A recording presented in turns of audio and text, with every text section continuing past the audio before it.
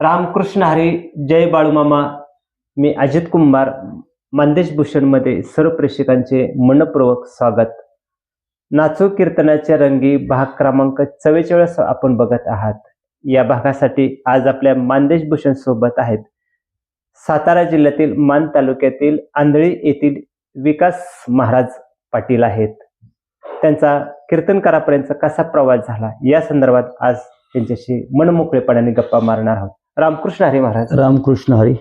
कर्नाटक राज्यामध्ये कटपळ गावामध्ये मामांचा तळ होता. श्रावण महिना होता. श्रावण महिन्यात महाराज आपल्या इकडे पाऊस असतो. महाराज श्रावण महिन्यामध्ये आपल्या इकडं पाऊस असतो. गाणं आहे बघा एक हिंदी, आता ते म्हणायचं नाही. श्रावण महिन्यात वातावरण खूप फ्रेश असतं, पाऊस असतो. कटपळ गावामध्ये मामांचा बकऱ्याचा तळ होता. पण त्या ठिकाणी पाऊस पडला नव्हता. दुष्काळ पडावा तशी परिस्थिती होती. प्यायला देखील पाणी नव्हतं. मेंढी माऊलीला खायला चारा नव्हता आणि मामा प्यायला पाणी नव्हतं. शेतकरी पीक पेरायचा आणि मंडळी ते पीक उगवतानाच जळून जायचं. एवढी भयान परिस्थिती, एवढा भीषण दुष्काळ पडला होता. आणि महाराज तुमच्यासाठी पहिलाच प्रश्न आहे की तुमचं शिक्षण किती झालेलं आहे? माझं शिक्षण 12वी पर्यंत झालेलं आहे. कुठली साईड? Art, commerce? कॉमर्सनं मी नव महाराष्ट्र विद्या मंदिर बिदाल या ठिकाणी कॉमर्स साईडनं 12वी पर्यंत शिक्षण घेतलं. बर, पुढे कसा प्रवास सुरू झाला? मग शिक्षण घेतल्यानंतर मी 12वी नंतर आमचे चुलते आहेत दिलीप काका म्हणून LNT मध्ये मॅनेजर पोस्टवर होते. बर, त्यांच्यासोबत 1-1.5 वर्ष मी LNT मध्ये जॉब केला.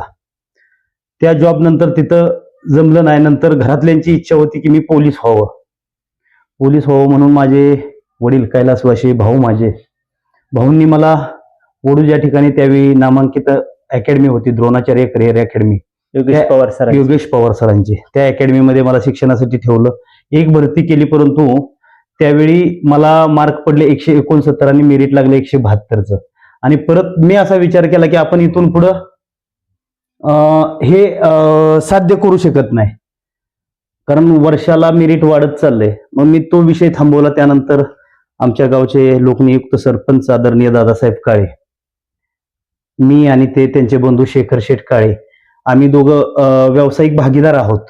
मग त्यांनी मला सांगितलं इकडं तिकडं कुठं फिरण्यापेक्षा एखादी गाडी घेऊन, माझा डेअरीचा व्यवसाय आहे आणि त्या डेअरीच्या व्यवसायात आपण दोघं करूया. तू गाडी घे, तुला गाडीला भाडं मिळेल, तुझा उदरनिर्वाह व्यवस्थित चालेल. मग त्यानंतर मी 2014 साली एक छोटा हत्ती पिकअप घेतलं आणि दुधाचं कलेक्शन करू लागलो. त्यानंतर एक दुसरं पिकअप घेतलं. त्यानंतर एक माझे मोठे बंधू अमोल भाऊ हेही ड्रायव्हिंगचा व्यवसाय करत होते. मग त्यांचा हळूहळू व्यवसाय भरभराटीला गेला आणि त्यांनी ठरवलं की एक टँकर लागतोय आपल्याला इथून बारामतीला अपडाऊन करायला, मग एक टँकर घेऊया. मग आम्ही दोघात एक टँकर घेतला, त्यातून चालू झालं. त्यानंतर 2022 साली माझ्या वडिलांचं अचानक निधन झाल्यानंतर घरची 5-6 एकर शेती आहे. मग दुधाचं कलेक्शन आणि ते मला साध्य नाही झालं. मग त्यानंतर मी दुधाचं कलेक्शन थांबवलं आणि शेतीवर लक्ष देऊ लागलो. या पद्धतीनं माझा आजपर्यंतचा प्रवास आहे. आज शेतकरी म्हणून मी आताही शेतकरी आणि एक छोटासा व्यावसायिक, हा माझा व्यवसाय आहे, नेहमीचा व्यवसाय आहे. महाराज, आता खरं तर तुम्ही जीवनाचा प्रवास सांगितला. सरच प्रेक्षकांना एक प्रश्न पडतो की आपल्या पंढरपूरच्या विठ्ठल माऊलीची माळ गळ्यात घालण्याचा कसा प्रसंग आहे? तसा हा प्रसंग सांगाय बघाल तर मी 2016 पासून माझा आणि संप्रदायाचा परिचय आहे. आमचे महाराष्ट्रातील एक सुप्रसिद्ध कीर्तनकार वाणीभूषण मोरूजी गावचे हरिभक्त पारायण अमोल महाराज सूळ हे आजही मला बंधू म्हणून संबोधतात आणि आमचं दोघांचं बंधुप्रेम आहे.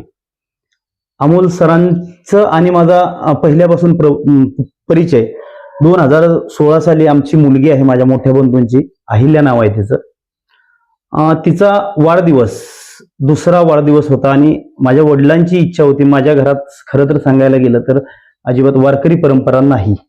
माझ्या कुळातील पहिला वारकरी मीच आहे. आणि वडिलांनी मला सांगितलं वाढदिवसाला इतर खर्च करण्यापेक्षा, वडील बोलले की माझी एक अशी इच्छा आहे, आपल्या दारात आपल्या घरासमोर हरिकीर्तन व्हावं, अन्नदान व्हावं. मग त्यावेळी मी अमोल महाराजांचं कीर्तन त्या निमित्तानं ठेवलं, अन्नदान केलं आणि तिथून माझा आणि अमोल सरांचा परिचय वाढत गेला. आणि अमोल सरांच्या माध्यमातून माझे गुरुवर्य महाराष्ट्रातील एक सुप्रसिद्ध कीर्तनकार गायनाचार्य जोग महाराज वारकरी शिक्षण संस्थेचे विद्यार्थी हरिभक्त पारायण दत्तात्रेय महाराज गलांडे यांचा आणि माझा सरांच्या माध्यमातून परिचय आला. आणि परिचय इतका वाढत गेला, हळूहळू मी महाराजांना तारखा देत गेलो. या भागातील आपल्या जवळजवळ मी महाराजांची या भागात 70 ते 80 कीर्तन घेतले. आणि महाराजांनी प्रत्येक कीर्तनात यायचं, कीर्तनामध्ये मला समोर बसवायचं आणि महाराज प्रत्येक वेळी असं बोलत असायचं की माझी एकच इच्छा आहे की विकास भाऊंनी संप्रदायात यावं, विकास भाऊंनी पवित्र अशी तुळशीची माळ गळ्यामध्ये घालावी. पण त्याचा कधी योग आला नाही. आणि माझे वडील आपल्या शेजारी तिथं आंधळीमध्ये एक बाळूमामांचं मंदिर आहे. जोपर्यंत माझे वडील ते मंदिर स्थापन झाल्यापासून माझे वडील हयात होते तोपर्यंत माझे वडील प्रत्येक रविवारी आणि प्रत्येक अमावस्येला त्या मामांची वारी करायचे. आणि वारी करायचे, ते वारी करत असताना मला पण बोलायचे, अरे तुम्ही एवढं सगळं करताय, एक रविवार तुम्ही तिथं या, देवाला जा. पण ते कधी डोक्यात आलं नाही. कामाच्या व्यापामुळे वडील करताय, ठीक आहे, वडील करत होते. त्यानंतर असा विषय झाला, अचानक काहीच नसताना, आता तो प्रसंग सांगताना भावना थोड्याशा दाटून येतात. मी घरामध्ये होतो, माझा भाऊ बारामतीमध्ये होता. 5 मिनिटं अगोदर मी आणि माझ्या वडिलांचं बोलणं झालं होतं. अजिबात म्हणजे वडिलांना अटॅक येईल असं कधी मनात देखील आलं नव्हतं. बाहेर आता गाडी लावायचं शेड आहे, त्या गाडी लावायच्या शेडमध्ये वडील बसले होते. पावसाचा दिवस होतं. मी तिथून वडिलांपासून उठून घरात आलो, गप्पा मारल्या त्यांच्या बरोबर. आम्ही अगोदर 10 मिनिटं अगोदर सोबत जेवण केलं होतं. आणि घरामध्ये आलो. घरामध्ये दुपारची वेळ होती, थोडंसं झोपावं असं ठरवलेलं. आणि अचानक माझी मिसेस बाहेर गेली आणि बघते तर माझे वडील उलटी होऊन कोसळले होते. ते बघितल्यानंतर आता तो प्रसंग सांगताना अंगावर काटा येतो आणि खूप दुःख होते. कारण हे सर्व बघायला आज माझे वडील असायला पाहिजे होते असं वाटतंय. म्हणजे आज जेवढा मी ह्या नारदाच्या गादीवर उभा राहतोय याचा आनंद मला आहे. कमतरता खूप कमतरता भासते. आणि त्यानंतर मग असं ठरवलं की वडिलांची इच्छा होती की मी मामांची वारी करावी. तोपर्यंत मी मामांच्या दरबारात जात नव्हतो. माफी मागून बोलतो मी तुम्हाला. मामांच्या दरबारात माझ्या कामाच्या मामा हृदयात होते पण दरबारात जायला होत नव्हतं. आणि वडील वारी करत होते. वडील वारी करत होते. आणि वडील वारल्यानंतर वडिलांना 13 दिवस झाल्यानंतर येणाऱ्या रविवारी ठरवलं काहीही झालं तरी इथून पुढे आपण मामांची वारी चालू ठेवायची. आणि त्यानिमित्तानं मी जात राहिलो मामांसोबत मामांकडे जात राहिलो. मामांचं दर्शन घ्यायचं, मामांची वारी करायची, तिथं पडल ते काम करायचं. ह्या पद्धतीनं माझा नित्यनेम होता. प्रत्येक रविवारी असेल, अमावस्येला असेल. त्यानंतर एक दिवस असा आला, आमचे गुरुवर्य दत्तात्रेय महाराज गलांडे यांनी लासूरने या ठिकाणी माऊलींचं, ज्ञानोबा माऊलींचं आणि तुकोबरायांचं मंदिराचे पायापूजन ठेवलं होतं. परवा 17 मेला त्याचा वर्धापन दिन, म्हणजे 1 वर्ष पूर्ण झालं. त्या दिवशी मी त्या ठिकाणी त्या कार्यक्रमानिमित्त गेलो होतो. त्या ठिकाणी ज्यांनी मला माळ घातली, हरिभक्त पारायण, म्हणजे ज्यांनी मला वारकरी संप्रदायात आणलं, दत्तात्रेय महाराज गलांडे माझे गुरुवर्यच, पण ज्यांनी मला वारकरी संप्रदायात आणलं, निमगाव शेजारी कवठळी म्हणून छोटंसं गाव आहे, एक 4000 लोकसंख्येचं गाव आहे. त्यात खामकळवाडी नावाचं एक वस्ती आहे. त्या वस्तीवरती अतिशय छान भव्य दिव्य सुसज्ज असं श्री संत सद्गुरू बाळूमामांचं मंदिर त्या खामगळवाडीमध्ये आहे.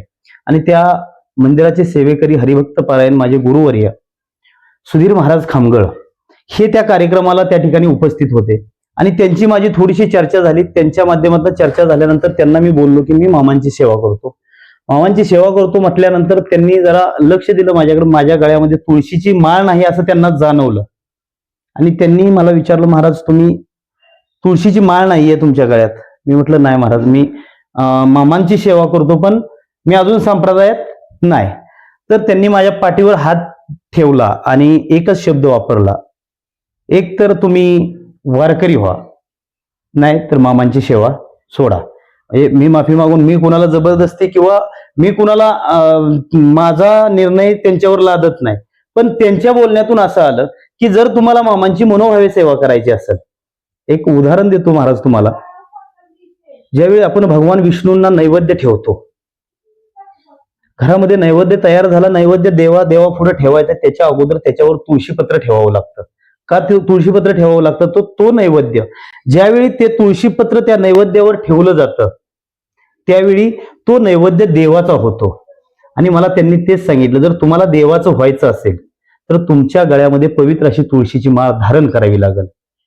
आणि त्यातून मी विचार केला आणि दुसऱ्याच दिवशी येणाऱ्या 8 जूनला 1 वर्ष होईल. 8 जून 2026 8 जूनला मी या ठिकाणाहून खामगळवाडी या मंदिरावर गेलो. पहिल्या वेळी गेलो मी तिथे गेलो आणि त्या दिवशी निर्णय घेतला माझा की मला वारकरी व्हायचंय. महाराजांनी मला माळ घातली. म्हणजे अशा पद्धतीने असा प्रसंग आहे. गलंडे महाराज, दत्तात्रेय महाराज गलंडे आणि सुधीर महाराज खामगळ यांनी मला माळ घातली आणि मी संप्रदायात माझा प्रवेश झाला. महाराज खरं तर फार मोठा प्रसंग तुम्ही ते सांगितला माळेचा कसा घातला ते.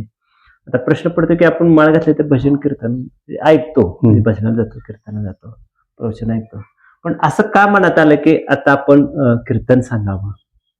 असं का मनात आलं? काय विचारधारा होती त्यावेळेला? विचारधारा माझे गुरुवर्य हरिभक्त पारायण सुधीर महाराज खामगळ, माझे गुरुवर्य हरिभक्त पारायण दत्तात्रेय महाराज गलांडे यांनी ज्या दिवशी मला माळ घातली त्या दिवशी त्या दोन्ही गुरुवर्यांच्या मुखातून एक शब्द आला होता, तुळशीची माळ घालून माळकरी अनेक होतात. तर मला बोलले, विकास तुमच्याकडून एक अपेक्षा आहे, तुम्ही माळकरी न होता तुम्ही वारकरी व्हावं ही अपेक्षा आहे. आणि त्यानंतर तुम्हाला खरं सांगायचं तर माझ्या एक मनात इच्छा होती की मी ज्या देवाच्या कृपेनं, मी बाळूमामांच्या कृपेनं, मी पांडुरंगाच्या कृपेनं या संप्रदायात आलोय. मला जास्त काय, माझं अस्तित्व या महाराष्ट्रामध्ये एका बिंदू एवढं अस्तित्व आहे. आणि त्यातून मी एक ठरवलं होतं, माझ्या मनाला निश्चय केला होता, कीर्तन हा विषय खरं तर माझ्या मनामध्ये नव्हता. माझ्या मनामध्ये होतं, मी मामांच्या चरित्राचा अभ्यास करत होतो आणि मामांच्या चरित्राचा, जगद्गुरु तुकोबरायांच्या गाथ्याचा अभ्यास करत होतो. आणि गाथ्याच्या माध्यमातून, जगद्गुरु तुकोबरायांच्या अभंगाच्या माध्यमातून मामांचं चरित्र सांगायचं. फेटा घालायचं नाही, धोतर घालायचं नाही, वारकरी पोशाख परिधान करायचा, विना गळ्यामध्ये घ्यायचा नाही आणि उभा राहून जिथं जिथं मामांचं कार्य सांगता येईल, जिथं जिथं मामांचं चमत्कार सांगता येतील ते करायचं, असा माझा निश्चय होता. आणि मी त्या दृष्टीनं अभ्यास चालू केला होता.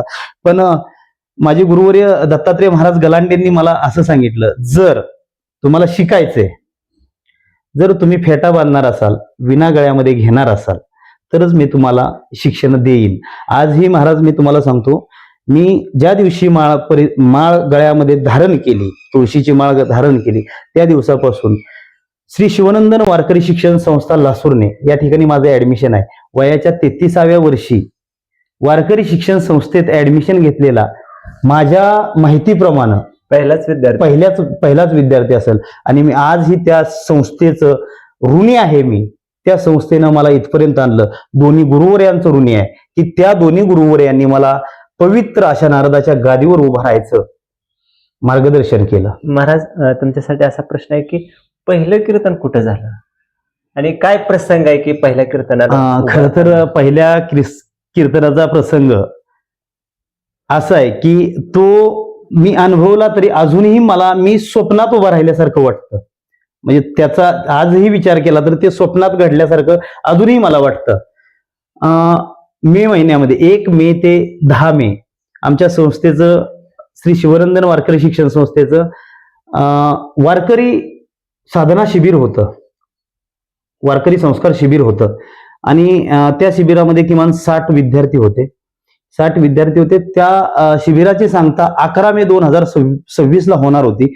आणि मी त्या शिबिरात विद्यार्थी म्हणून मी त्या ठिकाणी उपस्थित होतो. आणि त्या माझ्या गुरुवर्यांचं हरिभक्त पारायण दत्तात्रेय महाराजांचं कीर्तन त्या सांगता शिबिराला एक 200-250 लोकांचं नियोजन, महाप्रसादाचं नियोजन होतं. आणि तो महाप्रसाद मी माझ्या माध्यमातून, गुरुवर्य सुधीर महाराज खामगळांच्या माध्यमातून, श्री संत सद्गुरू बाळूमामा देवालय खामगळवाडी या माध्यमातून आम्ही त्या दिवशी आमच्या संस्थेवर महाप्रसादाचं आयोजन केलं होतं. मी त्या ठिकाणी उपस्थित होतो. माझे दोन्ही गुरुवर्य उपस्थित होते, अनेक गुरुबंधू होते आणि काही गुरुबंधूंचे पालक, असे 200 लोकांचं नियोजन होतं तिथं. आणि महाराज कीर्तन करणार होते. अचानक काय झालं माहित नाही. संध्याकाळी 7 ते 9 कीर्तनाची वेळ होती आणि एक 6च्या दरम्यान मला गुरुवर्यांनी मला आदेश केला की आजचं कीर्तन मी करणार नाहीये. तर मला बोलले की विकास महाराज, तुम्ही आज फेटा बांधायचा आहे. महाराजांना मी विनवणी केली, महाराज माझा अभ्यास नाही, तुम्ही माझा पाठ घेतला नाही, मला काय येतंय तुम्ही अजून बघितलं नाही.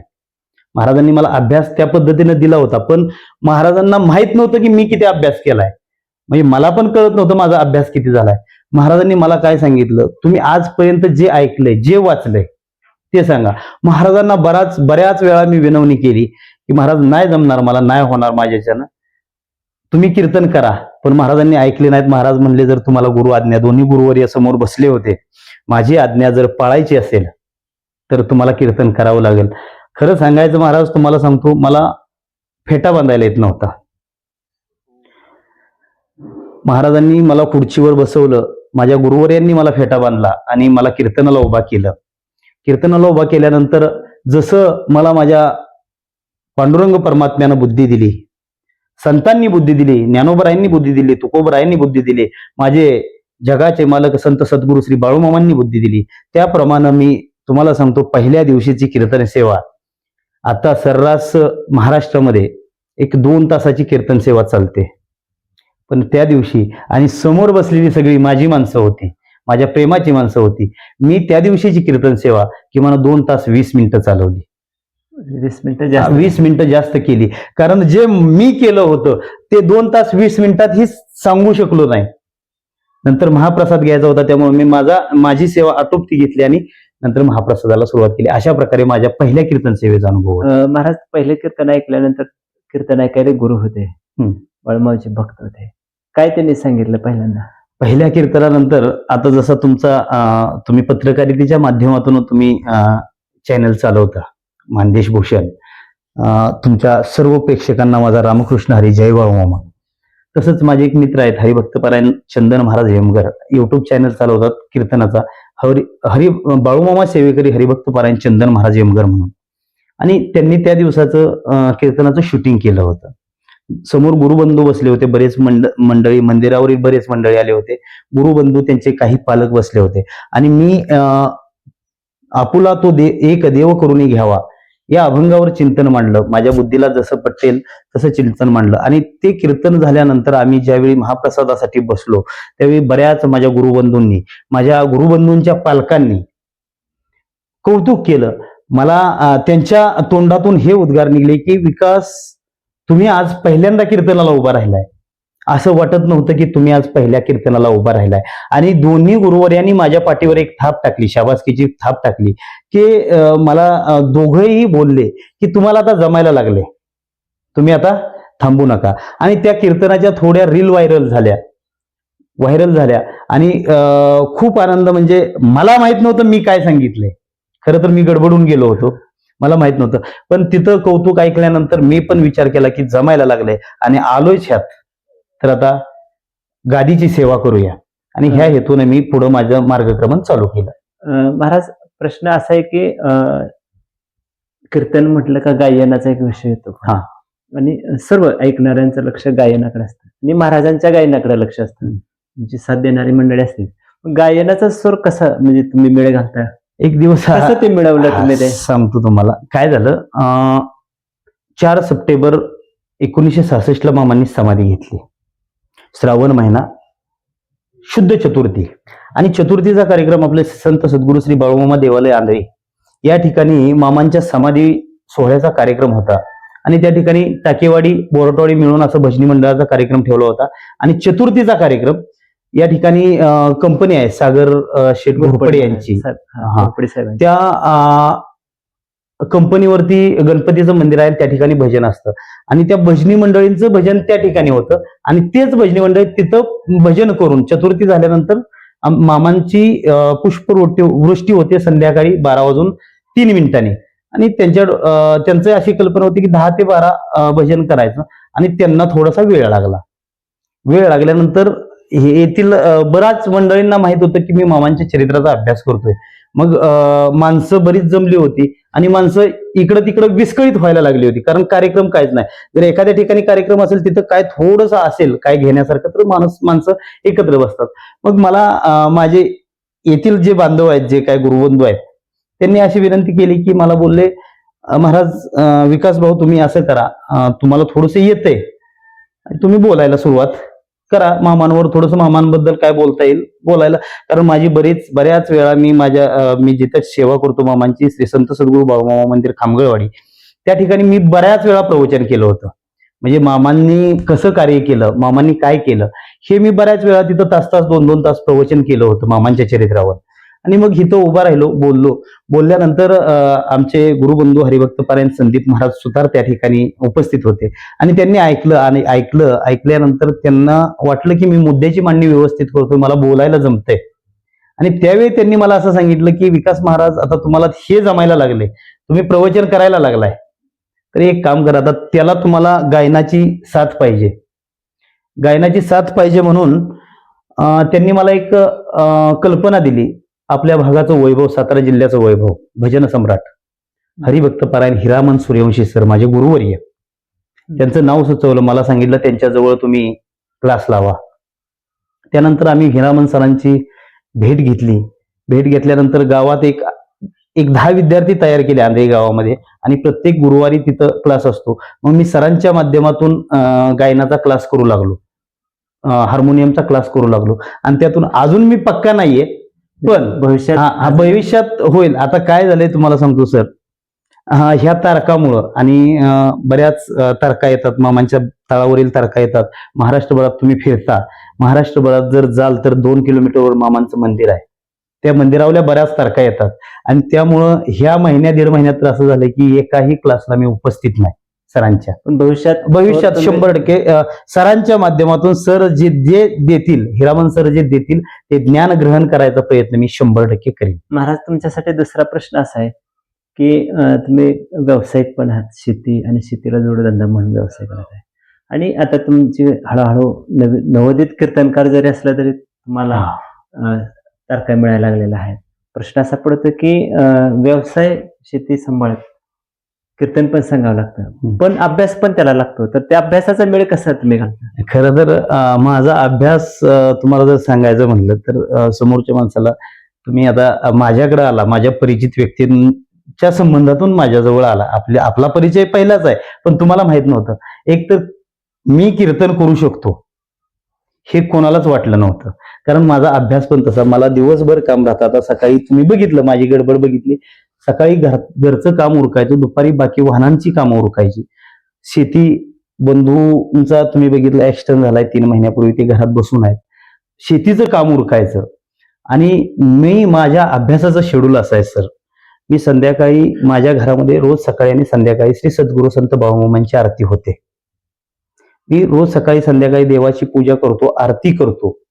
त्यानंतर माझा जे दैनंदिन जो काम आहे ते काम करतो, आणि त्यातून मला दिवसभर तर अजिबात वेळ मिळत नाही मला अभ्यासाला. पण माझं अभ्यासाचं शेड्यूल असं आहे, मी संध्याकाळी 9च्या नंतर ज्यावेळी जेवण करतो, सगळे घरातील झोपी जातात, एका रूम मध्ये माझं समोर रूम आहे अभ्यासाची, त्या रूम मध्ये मी किमान तुम्हाला सांगतो 9:30 वाजल्यापासून 1:30-2 वाजेपर्यंत मी रोज, ज्या दिवशी मी घरी असेल त्या दिवशी 1:30 वाजेपर्यंत मी अभ्यास करतो. ज्ञानेश्वरी असेल, गाथा असेल, आता मी हरिविजय ग्रंथ वाचतोय, रामविजय ग्रंथ वाचतोय, संत साहित्य वाचतोय. ह्याचा अभ्यास मी किमान 9:30 वाजल्यापासून 1:30-2 वाजेपर्यंत, आणि हा नित्यनियम करून मी आता ह्या 1 महिन्याभरात एक माझा नित्यनियम चालू केलाय. मी सकाळी 4:30ला उठतो, पहाटे 4:30ला उठायचं, आंघोळ, दैनंदिन नित्यक्रम उरकायचा, आंघोळ करायची, आणि 5:30 वाजता मी ज्ञानेश्वरीच्या अध्ययनाला बसतो, वाचनाला बसतो. 5:30 ते 6 रोज 1 तास, या महिन्यामध्ये मी रोज 1 तास किमान 100-150 ओवी ज्ञानेश्वरीच्या 100-150 ओवीचं वाचन करायचं, पाठांतर नाही, वाचन करतोय. ह्या प्रमाणे माझा अभ्यास चालू आहे. आणि ज्यावेळी मी कामात असतो, ब्ल्यूटूथ असते, या महाराष्ट्रातील थोर कीर्तनकार आहेत, ज्येष्ठ कीर्तनकार आहेत, ह्या कीर्तनकारांची हेडफोन टाकायचं, ज्यावेळी मी एकटा असतो त्यावेळी कीर्तन श्रवण भक्ती आणि श्रवण, ह्या दोन्हीच्या माध्यमातून मी अभ्यास करतोय. महाराज, आता खरं तर शेवटच्या टप्प्यातलाच प्रश्न आहे. बऱ्याच वेळेला प्रेक्षकांना आणि सगळ्याच महाराजांना आम्ही जनरली प्रश्न पडतो, कीर्तन का प्रवचन तुमच्या दृष्टीने कुठलं सोपं आहे आणि कुठला अवघड आहे? तसं बघायला गेलं तर शास्त्राचा अभ्यास करणं खूप कठीण आहे, पण जर मनात आणलं तर अजिबात अशक्य नाही. आणि अशक्य म्हणण्यापेक्षा जर तुम्हाला परमार्थातली कोणतीही एखादी गोष्ट साध्य करायची असेल तर तुमच्यावर तुमच्या गुरूंची कृपा व्हायला हवी. त्याबरोबर तुम्ही ज्या देवाला, ज्या इष्टदेवताची पूजा करताय, मनापासून सेवा करताय, ज्या संतांची सेवा करताय, त्या संतांची कृपा तुमच्यावर व्हायला हवी. आणि तुम्ही जो प्रश्न विचारला, अतिशय छान प्रश्न, अतिशय सुंदर प्रश्न विचारला की कीर्तन सोपं की प्रवचन सोपं. हे दोन्हीही सोपं आहे, पण कधी सोपं आहे? ज्यावेळी तुमच्यावर तुमच्या गुरुची कृपा होईल, ज्यावेळी तुमच्यावर तुमच्या इष्ट देवताची कृपा होईल. आणि आज मला सांगायला अभिमान वाटतो, मी या ठिकाणी आहे. मी पहिलं पण बोलून गेलो, मी आज या ठिकाणी तुम्ही माझी मुलाखत घ्यायला आलाय. मी संप्रदायात आहे, माझं एक बिंदू एवढं अस्तित्व आहे. मी मोठा कीर्तनकार नाही, मी मोठा प्रवचनकार नाही, मी मोठा गायनाचार्य नाही, पण मी आता त्या पायरीवर चालायला लागलोय, त्या वाटेवरून चालायला लागलोय. ही सगळी माझ्या जगाचा मालक संत सद्गुरू श्री बाळूमामांची कृपा आहे. आणि ही सगळी माझ्या दोन्ही गुरुवर्यांची, माझे मित्रबंधू असतील, माझे गुरुबंधू असतील, ह्या सर्वांची कृपा आहे. ह्या सर्वांनी मला जर पाठबळ दिलं नसतं तर मी या ठिकाणी आज उभा राहू शकलो नसतो. धन्यवाद माऊली. खरं तर एक शेतीतला व्यवसाय सांभाळत, जोडधंदा शेतीचा सांभाळत आज कीर्तनकारापर्यंतचा प्रवास तुमचा झालेला आहे. खरं तर सर्वच तुम्ही प्रेक्षकांना मुलाखतीच्या दरम्यान सांगितलेलं आहे.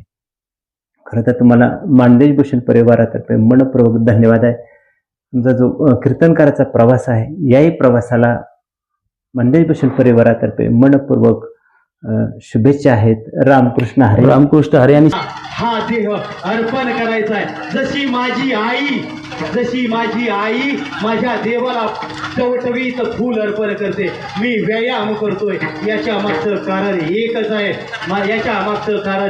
आहे, जसं माझी आई देवासाठी टवटवीत फूल अर्पण करते, तसं मी माझा कोमेजलेला देह, माझ्या भारत